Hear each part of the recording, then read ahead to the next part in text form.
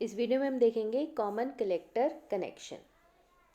Common collector मतलब collector क्या है, common to the input side और to the output side, both side common है तो उसे हम कहेंगे कॉमन कलेक्टर कॉन्फ़िगरेशन। ये है कलेक्टर, ये हो गया बेस और ये हो गया एमिटर। ये आपके पास ये क्या है, ट्रांजिस्टर है। ठीक है, तो जो इनपुट देंगे हम बेस और कलेक्टर के बीच में देंगे, आउटपुट हमें मिलेगा एमिटर और कलेक्टर के बीच में। तो कलेक्टर क्या है, कॉमन हो गया both to the input side as well as to the output side. तो इस कॉन्फ़िगरेशन को हम कहेंगे कॉमन कलेक्टर कॉन्फ़िगरेशन। ठीक है, emitter is common to both input and output circuit, hence the name common collector configuration.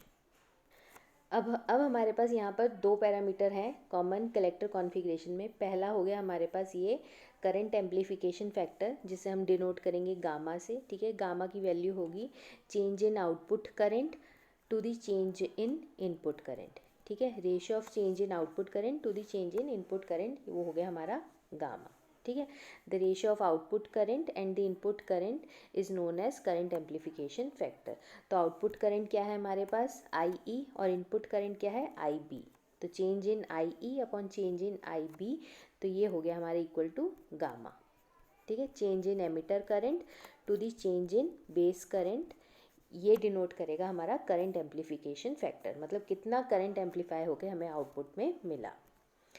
Next is, अब हम देखेंगे relation between alpha and gamma. Alpha निकाला था हमने कॉमन बेस कॉन्फ़िगरेशन में, गामा निकालेंगे हम कॉमन कलेक्टर कॉन्फ़िगरेशन में। अब हम यहाँ पर फाइंड करेंगे इन दोनों के बीच में रिलेशन।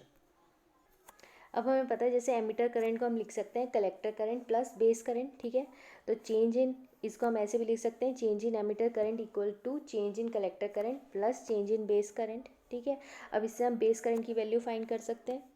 तो बेस करंट की वैल्यू आ गई है, चेंज इन बेस करंट को हम लिख सकते हैं change in emitter current minus change in collector current. तो इस तरीके से आप बेस करंट को लिख सकते हो। अब गामा की क्या वैल्यू थी, change in emitter current output current. ठीक है, एमिटर करंट थी और चेंज इन बेस करंट, ये था हमारे पास गामा का फॉर्मूला। ठीक है, अब हमने इसको एमिटर करंट को तो ऐसे ही रहने दिया चेंज इन एमिटर करंट को, और बेस करंट की जगह, इसकी जगह हमने क्या लिख दिया, ये वाला फॉर्मूला पुट कर दिया। ठीक है, तो हमारे पास ये वैल्यू आ गई। तो गामा किसके बराबर आ गया, change in emitter current to the change in base current. Base current को लिख लिया हमने इस तरीके से। अब हमने क्या करा, इस पूरी टर्म को डिवाइड कर दिया चेंज इन एमिटर करंट से, तो हमारे पास ये वाली टर्म आ गई। अब हमें पता है कि अल्फ़ा की वैल्यू जो हमने प्रीवियस वीडियो में निकाली थी कॉमन बेस कॉन्फ़िगरेशन में, वो क्या थी, change in output current upon change in input current. तो कॉमन बेस कॉन्फ़िगरेशन में आउटपुट करंट थी हमारी कलेक्टर करंट और इनपुट करंट थी एमिटर करंट। ठीक है, तो ये थी अल्फ़ा की वैल्यू। ठीक है, कॉमन बेस कॉन्फ़िगरेशन में। अब जब हमें ये टर्म मिली तो हमने क्या देखा इसमें, तो ये तो सॉल्व करके 1 हो गया। ठीक है, तो ये आ गया 1, और ये वाली जो टर्म थी, ये वाली टर्म को जब हमने इससे डिवाइड करा तो हमारे पास क्या आया, इसको सॉल्व करके तो ये आ गया 1 minus change in I C upon change in I E आ गया यहाँ पर हमारे पास, जो नीचे की टर्म हमने ये वाली सॉल्व करी। ठीक है, तो ये वाली टर्म, इसको हम रिप्लेस कर सकते हैं अल्फ़ा से। तो हमारे पास क्या वैल्यू आ गई, तो हमारे पास गामा की क्या वैल्यू आ गई, 1/1 माइनस अल्फ़ा। ठीक है, ये सॉल्व करके 1 आ गया, इसे जब हमने सॉल्व करा हमें मिला 1 माइनस अल्फ़ा। तो ओवरऑल गामा की वैल्यू क्या आ गई हमारे पास, ये आ गई। ठीक है, gamma equals to 1/1 minus alpha. तो इस तरीके से हम रिलेशन निकाल सकते हैं अल्फ़ा और गामा के बीच में।